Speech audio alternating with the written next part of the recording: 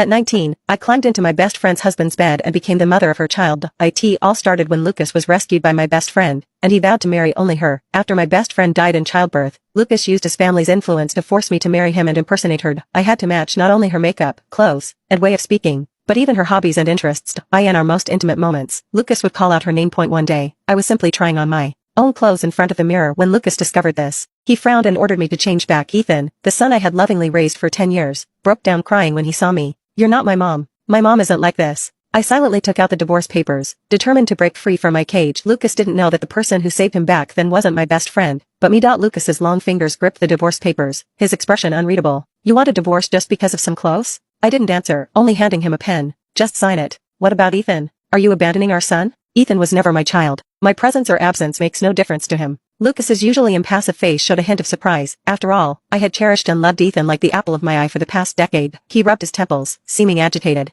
"If we divorce, I'll immediately terminate all business cooperation with your family. You'd better reconsider." The same old trick. 10 years ago, after Olivia's death, Lucas had used my family's business as leverage to force me into this marriage, beginning my decade-long life as a replacement. This time, I just wanted to live for myself. I handed him the pen once more, my tone calm but firm. "Sign it." Lucas, proud as he was, would never allow a woman to pressure him. I took the signed divorce papers back to my room. Lucas watched me emerge with just a small suitcase, puzzled. "Is that all you're taking?" I looked around the lavish bedroom. "None of this belongs to me." Olivia loved white dresses, so I wore white dresses for 10 years. Olivia loved playing the piano, so I played the piano for 10 years. Lucas was momentarily speechless. As I was leaving, I ran into Ethan returning home. The child's smile faded instantly upon seeing me. "If you don't change back into your usual clothes, you can't be my mom anymore." Yesterday, when I had changed into casual wear, Ethan had just brought some classmates home. He felt I had embarrassed him and angrily called me a liar. I gently patted his head. "Don't worry, I won't be your mom anymore." Lucas came out, his face dark. "Why are you saying this in front of the child?" I ignored him and continued walking out. Lucas followed, saying, "It's late, and you have nowhere to go. Why don't you leave tomorrow?"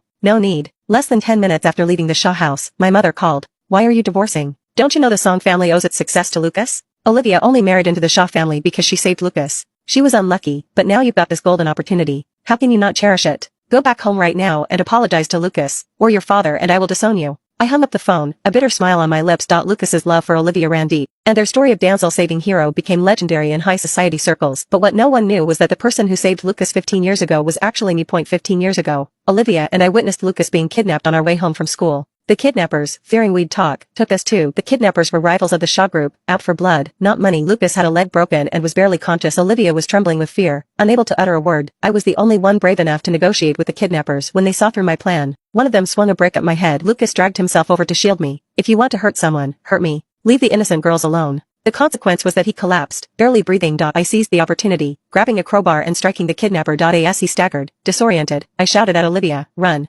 She snapped out of her daze and fled. I struggled to carry Lucas on my back as I stumbled towards the exit. I don't know how long I ran before everything went black. When I fully regained consciousness a week later, the doctor said I was just exhausted and in shock, but the wound on my shoulder would likely leave a scar. I looked down at it. The gash was deep enough to see bone. While carrying Lucas to safety, his hand had slipped down several times. Each time, I'd yelled at him to stay awake. "Grab my shoulder, squeeze it hard. Don't fall asleep." When I returned to school after being discharged, I witnessed Lucas confessing to Olivia. Lucas leaned on his crutches, his eyes full of tenderness. "You saved me, so I belong to you now. When we're old enough to marry legally, I'll make you my wife." When I confronted Olivia later, the hickeys on her neck were glaringly obvious. "Do you think Lucas would believe it was you who saved him?" I forced a bitter smile, burying my girlhood crushed deep in my heart. From that moment on. Years later, when Olivia died in childbirth, the usually invincible Lucas showed his vulnerable side for the first time. He knocked on my door in the pouring rain, his eyes dry but bloodshot. "Olivia saved my life. Now that she's gone, I can't go on living. But we have a child. Ethan is so young, he can't lose both his mother and father. You look like Olivia. Will you marry me?" I thought he was just delirious with grief and called someone to take him home, but I never imagined Lucas would truly go mad. The next day, my family's company went bankrupt. My parents personally escorted me to the registry office, where a marriage certificate sealed my fate for the next decade. Lucas had me dressed exactly like Olivia, even taking me for plastic surgery.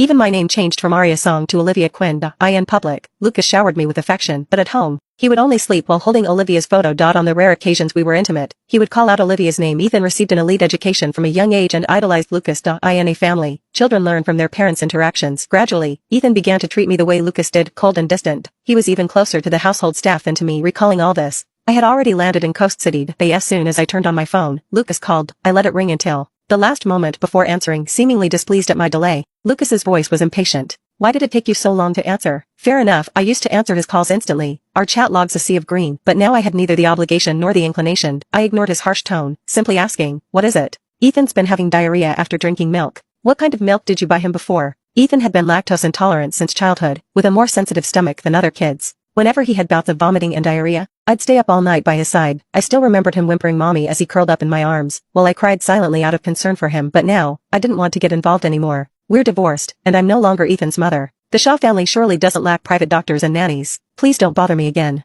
There was a long silence on the other end before Lucas finally uttered a soft, After hanging up, I blocked all numbers, including my parents. The real estate agent found me a lovely house, facing the sea, with spring flowers blooming. I love the ocean. But this was my first time seeing it in person. Shortly after marrying Lucas, he once caught me searching for island getaways on my phone. His face darkened as he commanded. Olivia was allergic to seafood and never went to the beach. Remember your role. There used to be an oil painting of moonlight over the sea in my bedroom, but Lucas used this as an excuse to throw it in the trash. Now, as the sea breeze caressed my face, I suddenly realized that seeing the ocean wasn't so difficult after all. Life in this coastal city was leisurely, and I fell in love with surfing. The waves behind me were like the pursuit of my past life, but instead of being knocked down, I surged forward fearlessly. 2 weeks later, I received a call from an unknown number. Lucas's voice was still devoid of emotion. Do you know where my work USB drive is? I remember you put it in my study for me before. I suppressed my annoyance. Mr. Shaw, have you forgotten that you banned me from entering your study a year ago? Instead of going through the trouble of asking me, why don't you ask your secretary? Lucas fell silent again, finally saying, Ethan has a piano competition this Saturday. You can come watch him if you'd like. No need. I hung up and blocked this number too. That weekend, I saw a familiar figure on the evening news. Ethan had won first place in a youth piano competition. The host asked the top 3 winners to call their parents. The other 2 children were excitedly jumping around. Only Ethan stood there, phone in hand, looking embarrassed. It seemed Lucas had missed another important moment in his son's life due to work. 2 minutes later, my phone rang. Ethan stammered, Mom, I got first place in the piano competition.